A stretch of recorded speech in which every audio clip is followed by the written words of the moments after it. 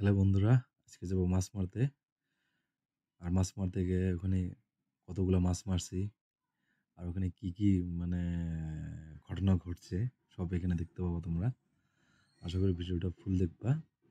যদি ভালো লাগে চ্যানেলটা নিশ্চয়ই সাবস্ক্রাইব করে দিবা। জালটা এটা অ্যাকচুয়ালি মানে বেশি বড় মাছ এখানে আটকেবে না, ছোট ছোট মাছগুলো আটকেবে। এটা বরেলি মাছ, তারপরে চেলা মাছ, ওইরকম ধরনের মাছগুলো আর কি এখানে ধরবে। এই দেখো মাছগুলো দেখো কিরকম করতেছে। তারপরে এখান থেকে আমরা গেলাম মানে নদীর পাড়ে পাড়ে যায় যে ঝাঁকি জাল দিয়ে মাছ মারছে। ঝাঁকি জাল অ্যাকচুয়ালি বেশিরভাগ পুঁটি মাছ উঠছে, পুঁটি আরও অন্য মানে মিশালি মাছগুলো ওগুলো উঠছে ওইখান থেকে। তারপর আমরা মানে সাইডে সাইডে যেটা মানে জাল দিয়ে ভাটা দেয় আর কি, ওই ভাটা দিয়েছিল। ভাটা তো মোটামুটি ভালো মাছ উঠছে। তোমরা জালের মধ্যে দেখতে পারতেছো কিরকম মাছ, মাছগুলো মোটামুটি ভালোই।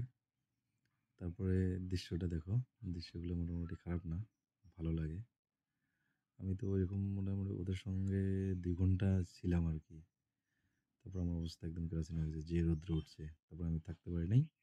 তারপর আমি নাওর মধ্যে বসেছিলাম। তারপরে আমি ওখানে কী কী করছি ওটা তোমাদেরকে দেখাবো। ভিডিওটা দেখো ফুল।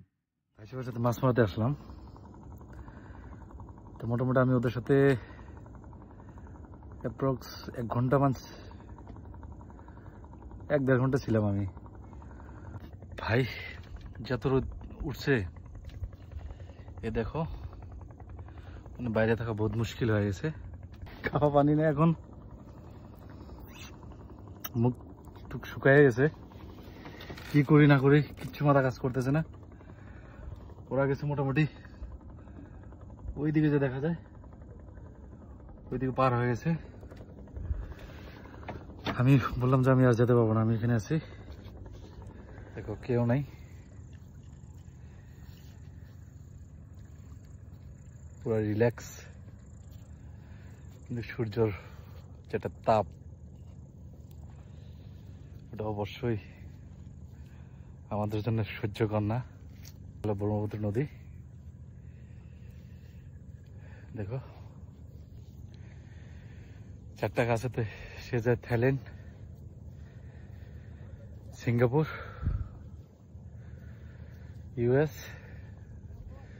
ভাই যারা আমাদের মতন, তোমরা এই জায়গায় আসতে পারো। गजब बेइज्जती है। কম বাজেটে সুন্দর একটা ভিউ।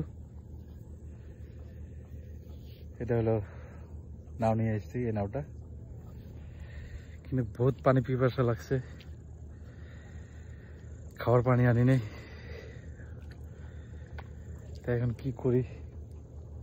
নদীর পানি তো খাওয়া যাবো না। পানির কোয়ালিটিটা দেখো তোমরা, একদম খারাপ কোয়ালিটি। ফাইনালি আমরা মোটামুটি এতগুলো মাছ মারলাম আর কি। এখন সন্ধ্যা হয়ে যাব, এখন আমরা বাড়িতে চলে যাব। থ্যাংক ইউ বন্ধুরা ভিডিওটা ফুল দেখার জন্য।